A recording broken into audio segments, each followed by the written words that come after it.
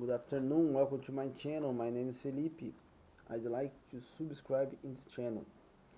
If you like this video, give us a like, share this video, start the notifications. Don't forget, follow me on Instagram and Twitter and Facebook. If you're going to buy at internet, click in the link at the description. Shopee and Amazon.com. Thank you very much. Have a nice weekend.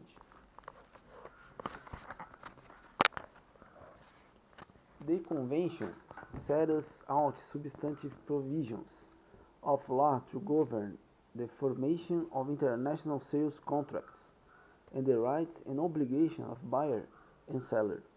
It will apply to sales contracts between parties in different countries bound by convention, provided the parties have left their contracts silent as to applicable law. Parties are free to specify applicable law and to derogate from or vary the effect of provisions of the Convention. Thus, even where a jurisdiction has not been named by the parties, a law governing the nature of international sales contracts exists.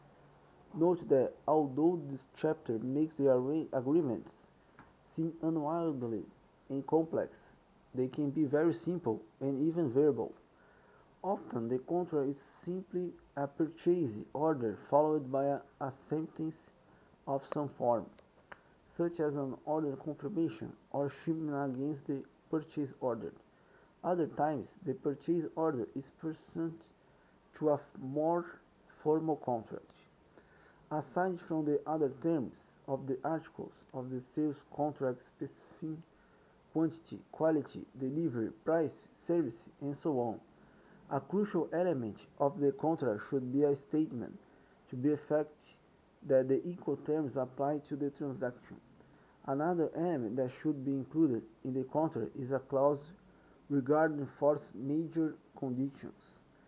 Force majeure conditions are those conditions over which the seller has no control, which may arise that will prevent the seller from performing under the contract. They are a way out with prejudice. For example, a seller may stipulate that crop failure due to insufficient rainfall will render the contract unenforceable.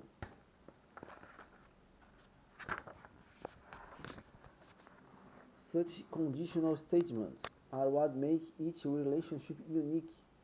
Similarly, Incoterms of sale can and should be modified with additional language to cover the particular requirements of the parties.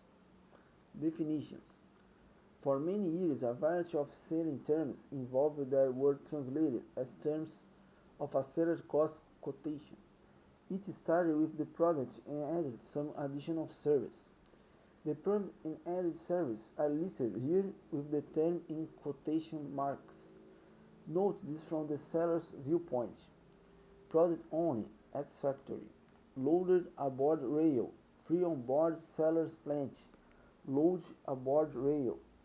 Freight to port, FOB port, free on board port. Pier delivery charge, FAS vessel. Loading vessel, free on board vessel. Ocean freight, CNF, port of import. Insurance, CIF, port of import.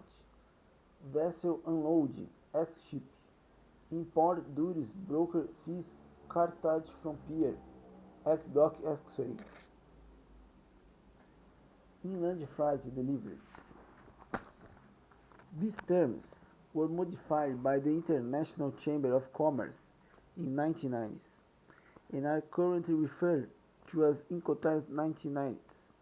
This term recognizes changes in logistics technology, especially the increased use of containers for door-to-door service. There are 13 different terms, and they are described in figure 11 figures 11.2 shows, in a geographic schematic sense, how they differ in terms of assigning costs, risks, and responsibilities. Readers may have seen similar lists in other sources with slightly different headings. For example, Some sources have broken down the free carrier naming point as free on rail, or free on truck, and free on board airport, just which Incoterm to use depends on the bargaining position of both parties, and their willingness to assume or assign responsibilities. Figure 11.3 and 11.4 are simplified decision charts for buyers and sellers to give preliminary guidance as to which term to choose.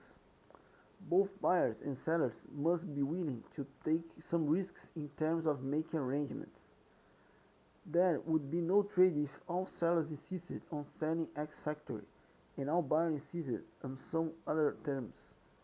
Part of the process of growing into being a global firm is the willingness to use terms of sale that carry the firm's and the logistic manager's scope of responsibilities outside of the firm and outside the nation. Indeed, one should not leave it in no one's customer or suppliers to determine the terms of sale. Incoterms 1990, as summarized by Distribution Magazine. EXW, X-Work, named place. Seller delivers goods at his premise to the buyer and is not responsible for the vehicle, loading or clearing the goods for export. The buyer bears all costs and risks involved in taking the goods from the seller premises to destination. This term represents the minimum obligation for the seller. EXW, X-Work should not be used when the buyer cannot carry out the export formalities. In such circumstances, the FCA term should be used. FCA, free carrier, named place.